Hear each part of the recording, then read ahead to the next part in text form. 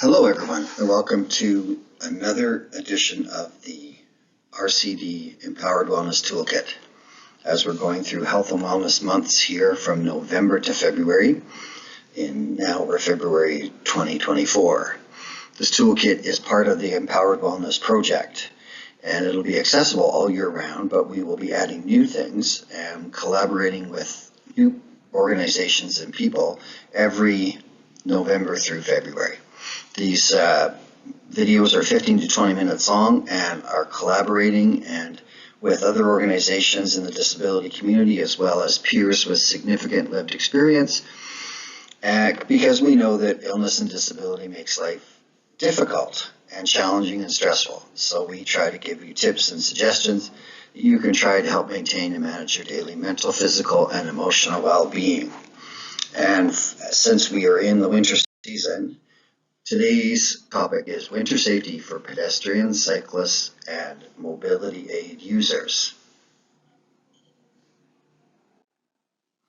So it's very important to realize when you're considering personal safety at all is this simple thought.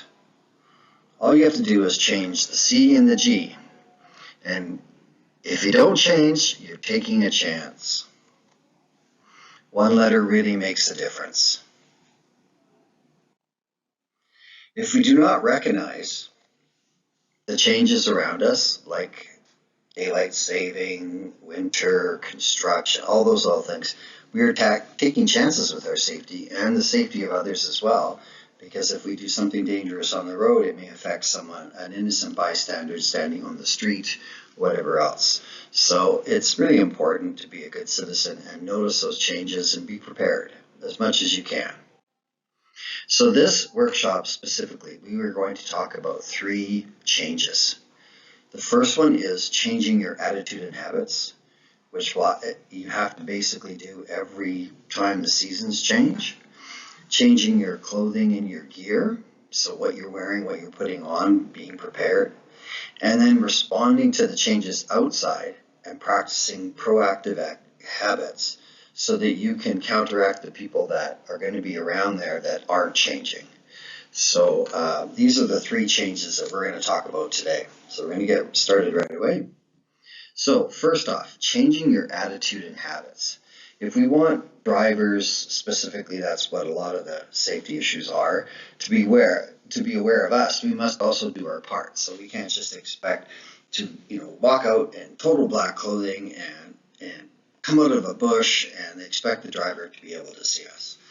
So if you are a cyclist like myself, or a pedestrian, or someone that uses a wheelchair or other mobility aid, I suggest the following, and this is just something that you do mentally, where you just take a breath before you take a step or take a chance. So we all get in that, especially if we're in a downtown situation at lunchtime and everyone's just sort of moving as a pack from each street to each street, and you kind of get into this, you're almost in a running race and the starting light is the green light and the walk sign. So you want to it's really good practice if you can just say something to yourself, and this is what I usually do, is I just take a breath. I just do a big diaphragmatic breath and let it out, and then I walk or I advance. And that just might save your life, just giving that little extra time. And especially, I'll mention this many times, is that giving that space is a lot of times in winter and bad conditions, that we don't have that extra time that we have in the summer for stopping time, reaction time, the slippery roads and whatnot else that we have maybe in the summer when it's drier. So taking that breath helps us give that space that you might have needed. So I always try to do this, make a practice of taking that little extra time, and it gives the drivers more time to stop and help in bad visibility. Be more visible by being aware if anything is impeding the driver's sight lines. Always account for rain, fog, and time changes to the outside light. Don't come out of corners or cross not at the crosswalk in between 2 cars, all those sort of things. Say to yourself, if I can see them, but can they see me? I do that often, especially when a car is turning right and I'm on the right-hand corner and the person is looking where the oncoming cars are. So they're looking left and they sometimes won't even look right until they start advancing. And all you're seeing is the back of their head. So you want to make sure that they see you. So you try to make eye contact or something.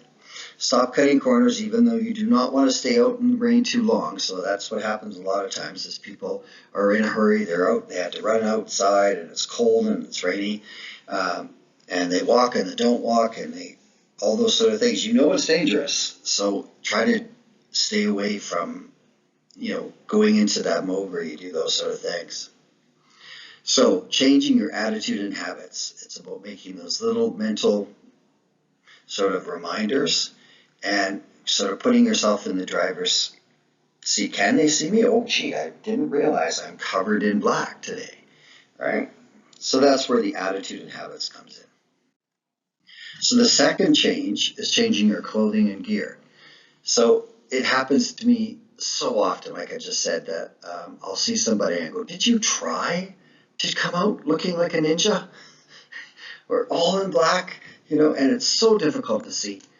And when I moved here from Alberta, everyone used to say, oh, but the winters are all so rainy and depressing. So if you take those two statements and put them together, it motivated me to solve those two problems with one action. I always remind myself the darker the day, the brighter the clothes should be. It helps your mood and it makes you more visible in the process. So if you can try that little trick, it's a great way of increasing your mood in the winter and also making you more visible. I know here in Richmond that the RCMP at ICBC and TransLink all produce some sort of free reflective gear and give them away at free community events around the Lower Mainland. RCD gets a bunch of this stuff in the fall, so you can inquire at our office if we have any. And usually this stuff can be attached to a zipper, your knapsack, your wrist, and many other locations. And it will reflect when headlights hit it and whatnot and make you more visible. If you want to go the next step, I would suggest going to a dollar store, and you can find fairly inexpensive visibility gear. And I would suggest get a bunch of it and put it in different places because we all switch coats and whatnot else many times, and you don't want to go, oh, I should have this on, and realize that you're in a different coat and it's always in the other one. I found, and then if you really like something, then maybe you can inquire about getting something more expensive that's better quality later on. But if you go to the dollar store, you can get stuff and try it out. After Christmas, I noticed in the neighborhood a lot of times that there's runners and walkers and cyclists that have new visibility gear because someone who loves them in their family thinks that they need to be safer when they're doing their exercise. So if you see something that you like, stop the person, try and ask them where they got it or what it's called, and check it out. And be realistic. This is a big thing. Don't be a slave to fashion. If you're going out in the weather, be prepared for the weather. Because if you're worried about your very expensive shoes or whatnot else, you will sometimes do risky behaviors just because of that.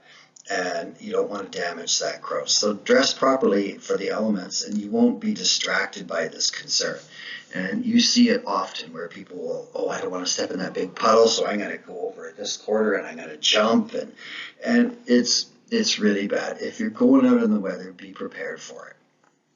And speaking of distraction, this is very blunt because there's just no other way of saying it. If you're going to listen to music with just one earbud in the winter. I've always done that on my bike so that you can hear cyclists, you can hear people coming up behind you. It's really important. Consider safer technology.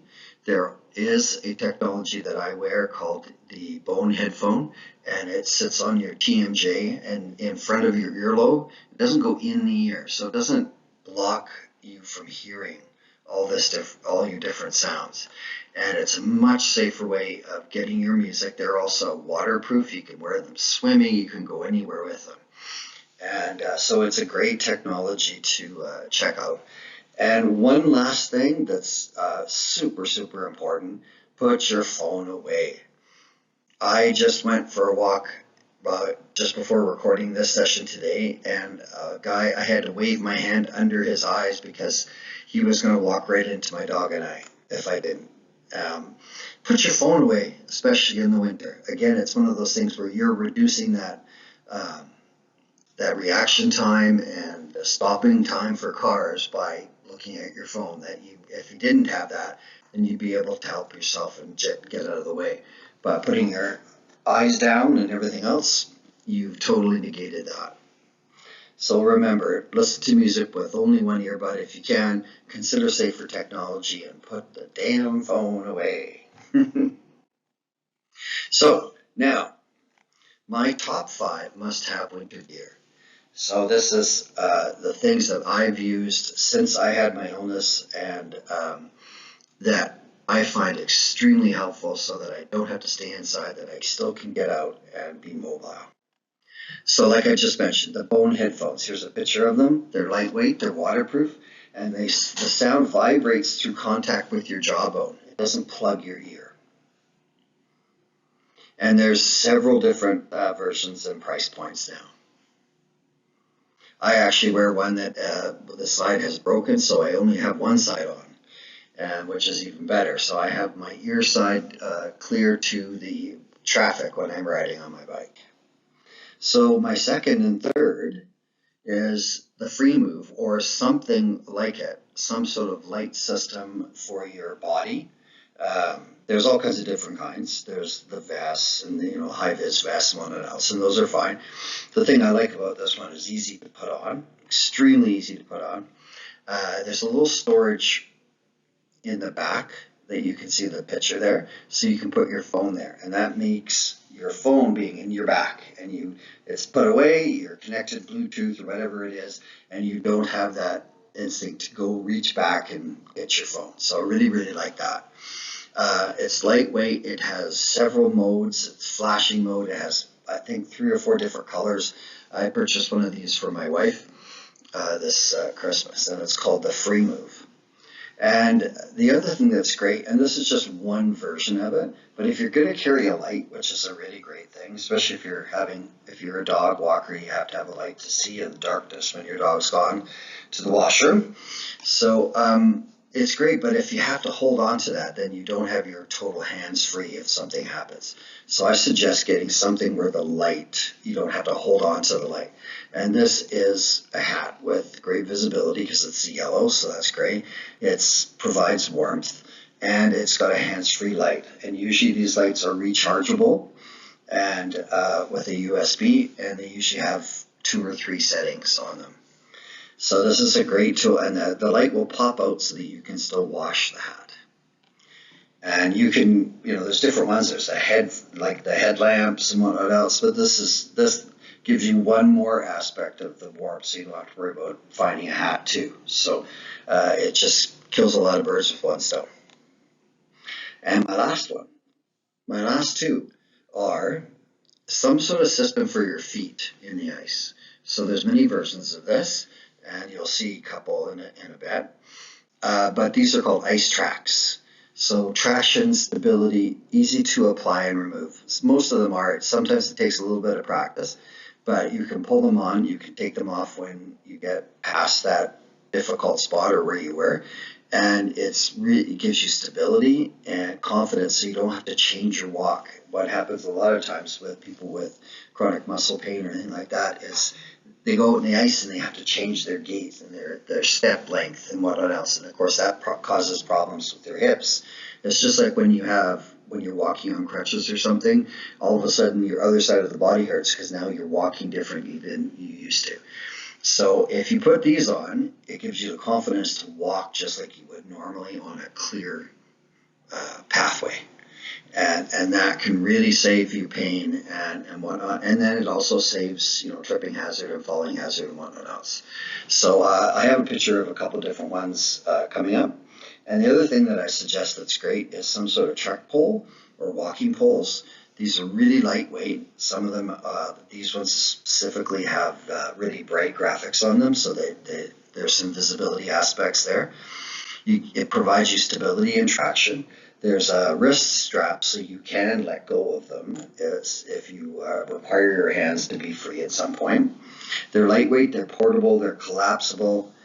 You can use it to alert motorists. You poke out there, you wave it, and maybe they didn't see you. And if you are walking in trails or whatnot else, you can use the poles to sort of investigate possible hazards from a safe distance. If you're walking in fresh snow and there's a big lump of snow under a tree or something, you can knock it off so it doesn't fall on your head. You can poke at a puddle to see how deep it is. All those sort of things give you that option to be able to investigate things before you step in it or trip or whatever. So it's a great suggestion to have a pair of these around. Sometimes only one, one's good too, but and then they're, like I said, they're very easy to just hold under the arm, or if you have a little strap or something over your shoulder, you can feed it through there. They're very lightweight if you don't want to be using them at some point. And here's some examples of these things that I just found recently at a store. So this is some of the traction supports, they're called the Yactra, and that's the ones that was shown in the picture. The other is the Ice Track, which is more like a golf shoe with little spikes. There's a picture of the walking pole and the price there. There's also a picture of the headlamp, And this is what I'm saying about changing your gear and your attitude. This is my new rain jacket, and most of my family were appalled when they saw this thing. But the thing is, you really have to remember that it's your safety that's what really matters in the end, not your ego. So get something that people are going to notice and see. And the last change is responding to the changes outside and practicing proactive habits for those who have not done it. We have so much weather information now everywhere. So I find it, unless it's a really freak occurrence, it's a pretty weak excuse to be surprised by the weather. There's so many ways that we can get weather, and when there's a storm here, they make it a big event and whatnot. So you should really strive to be prepared when you venture outside, and it's really not much of an excuse to say, oh, I didn't hear it was going to be snowy or whatnot else, right? So be prepared and allow more time to travel in the hazards, which is important. You can't usually expect that you're going to get there in the same amount of time if there's a big snowfall. And be aware of hazards that may have appeared on the route. A big thing is active construction or recent construction can negatively affect roads. It can ditches and whatnot else, and maybe this just happened and you don't know. When they're blocking off for construction, a lot of times there is those road signs. If it was a big storm, sometimes those signs get knocked down, and the stands are metal poles and whatnot else, and they're poking out or they're lying on the sidewalk. So you have to be really careful, and that's where those the walking poles come in. You can kind of move them out of the way and whatnot else. And then, of course, there's always the leaves, the tree branches, and other debris. So this is an interesting graphic that I saw just to sort of remind you. Where there's so many SUVs on the road now, and an SUV is taller.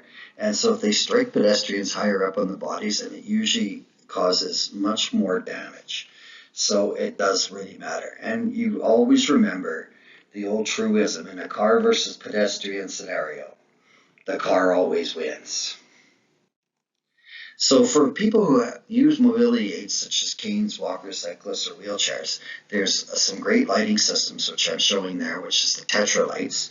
And I'll have these websites up for you, or links up for you to check out. And there's an article about the best sites from SCIBC, the people that know it the best for your wheelchair. There's also an article on chronic illness and snow ice disability and mobility tools, which has a list of a bunch of stuff, some of the stuff that I've listed here. And there's a link to the Tetra Lights website as well. So those will be up on the attachment on YouTube when you look at the video. And another quick thing too is that I know I just checked with one of my friends who uses a wheelchair, and he will take those little electric, wire ties, zap ties, and he'll put those on his wheels during the winter for ice and whatnot else. And that's another trick that you can try out. So thank you very much for your time today. And if you have any questions, please feel free to comment on YouTube, or you can contact me, Dave Thomson, at 604-232-2404. Thank you very much.